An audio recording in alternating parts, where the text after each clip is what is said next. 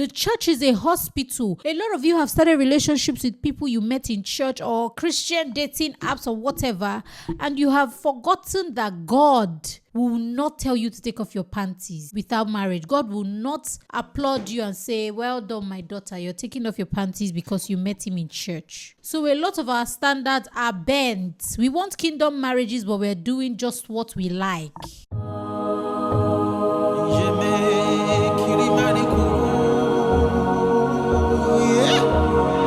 Hi everyone, welcome to the Coach J Thyna show. I'm your host, and you probably already heard this term, the devil goes to church too, the devil knows scriptures too, and it's something that a lot of people do not know. I remember when I was single, someone telling me that, how will you know if the girl you are liking is a good Christian girl? I told him, I said, if you're a good Christian guy, you know a good Christian girl, and vice versa. Meeting a man in church, meeting a guy with a Christian name, meeting a guy that says he's God-fearing, doesn't matter, can't hold up water. So you hear things like, but we go to the same church and he wants me to come over, I'll meet him at this hotel. And I went to church with people who wanted to meet me at the hotels too. But I knew that the devil goes to church too. The church is a hospital. A lot of you have started relationships with people you met in church or Christian dating apps or whatever, and you have forgotten that God will not tell you to take off your panties without marriage. God will not applaud you and say, well done, my daughter, you're taking off your panties because you met him in church. So a lot of our standards are bent. We want kingdom marriages, but we're doing just what we like. That's not how it's supposed to be. So, a while back, there's a gospel artist who married a gospel artist. And I think they had issues in their marriage. And the woman, I think, left to stay with her family because there was abuse. And her Christian husband released her noodles. She almost lost it. Her God-fearing husband released her noodles to the internet. This is why I'm telling you today. God-fearing doesn't make him a good person. If he is not a good person, he's not a good person. Even if you meet him inside pastor's office, serving pastor fine wine, serving pastor breakfast, lunch, and dinner, if he is not a good person, you will suffer. What you are looking for is a good person. And if you are looking for a good person, you will identify people who are not good people. But most of you are not looking for a good person. You're looking for a boyfriend. You're looking for a husband. That's why your searching is difficult, because everybody is able to come into your space. Man, as long as he likes me, is fine. One of my girls was talking to an unbeliever, and she knew very well that there's no way she and this unbeliever would work out. The unbeliever was making music. We would use the F word. We would use all these words to identify women, the B words to call women. And she was a Christian, born in a Christian family. And she was saying that, Coach, I like him. I'm like, what do you like there? Light and darkness cannot come together. You cannot be unequally yoked with unbelievers. But you know what's funny? You can still meet an unbeliever inside church. I met so many unbelievers inside church. All they want to do is go to the beach and go swimming. Me swimming. The only times I went swimming were with my siblings and their kids. Wetin concern me with swimming with a man? But a lot of you will just go for the swimming, go to the beach because you want to please him. Even my husband, before he came to Nigeria, he told me that when he comes to Nigeria, he would like to go to the beach or swimming with me. I said, mba, in my language. I said a lot of mbas. Because I really like you. You're my good Christian friend and everything.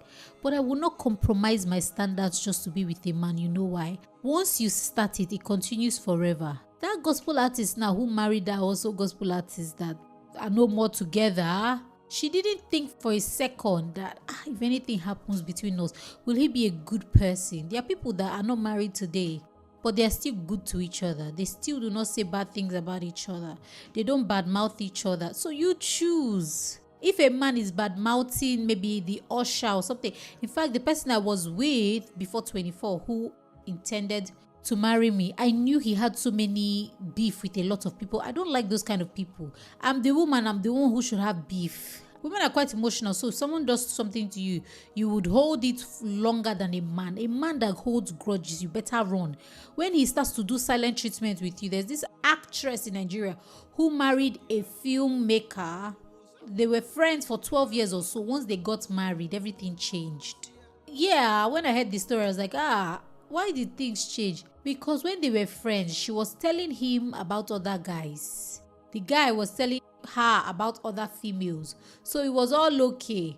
When they became a couple, they realized that this one is not trustworthy. Do you understand? So they didn't trust each other.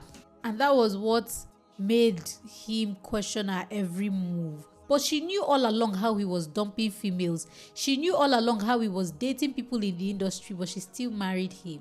I know another couple who met and they met and married in 1 year. After 3 weeks, they separated. They are not together anymore. So a person being a Christian is not enough. It is not enough. Find out if they are good people. Find out if they genuinely care about people. Do they love their family? Find out if he is a good friend, if he is a good mentee to his mentor. Find out if he serves in his church and is faithful in his service. And I'm saying all of this not so that you have unrealistic expectations, because these are pretty realistic. A good person is easy to find. But a lot of people don't want a good person. They want the person that makes them have butterflies. So when I was single, I was really just looking out for good guys. And most of those good guys did not look nice. They didn't wear the best suits, the best shoes. They didn't. But I enjoyed friendship with them. A lot of them, plenty. But a lot of girls, in fact, one of my closest friends was saying, Justina, I would never talk to a guy like that. Look at how short he is. Look at his shoe. Look, I talk to people like that. Because to me, character matters more than anything to me. I don't know about other females. A lot of times when I coach females, they tell me, coach, please, I can't be with a guy that is not good looking. Me, I can't be with a guy that is not good looking. I can't. In fact, I have been with a guy that is not good looking. My first relationship, he wasn't good looking at all. He has one of his teeth, the front ones, sticking out like this. I never even complained one day because he adored the ground I walked on. He loved me. Wait till they talk. If I go to see him, I don't go back empty-handed. And we were not sleeping with each other. Do you understand? He was a good Christian. But some people want fine boy. We wear piercing earring. I go wear earring as woman. You go wear earring for wear her. When you have too much time to care for your appearance, I already have issues with you. As a man, you should care about your values, not your appearance. Let me as the woman start to influence your appearance. Like, why don't you check this suit out? Why don't you check this tie out? Yes, not that you go over too cool, over too tush. They walk like them. You know those guys now in your church. You never catch me talking to those kind of guys. Never. But temperament's different. Because I overdo, like you can tell that I overdo, right?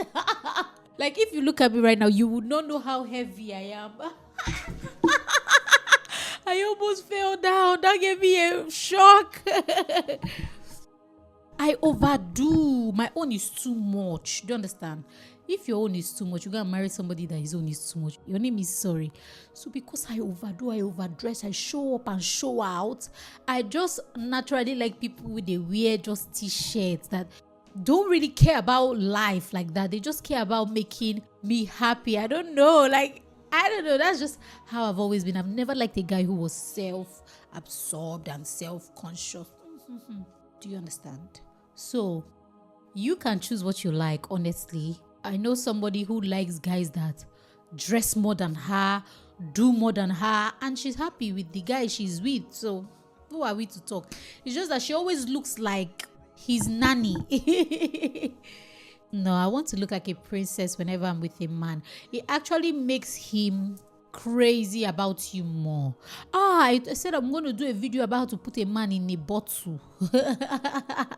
That will be the next episode. Oh Lord, please let me not forget. Literally putting a man in a bottle. I'm telling you, I'm going to do the video because a lot of people don't even know the kind of man they can put in a bottle. See, let me tell you, there are some men that will find you and they will love you so much. There are some men that will find you and will not love you so much. That has nothing to do with you. That has everything to do with their temperament. So you can get your own man that you love, and people say, oh, she used something to hold him. Well, it's because of who you are. He just loves a personality like yours.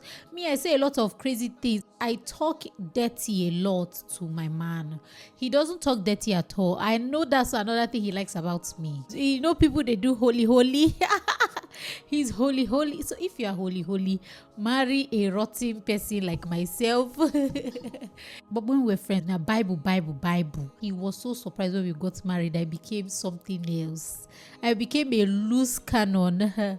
So if you are one of the females that are always too humble, so quiet, introvert, phlegmatic, marry a guy that shows up and shows out in it, but never compromise your looks. Never. Then if you are like me, overdo, just marry a gentle person so that both of you will be two peas in a pod. All right, it was beautiful doing this with you. Have a lovely day. I'll see you in the next episode. Remember to like it if you actually liked it. Share it with someone who is probably dating who they shouldn't be dating.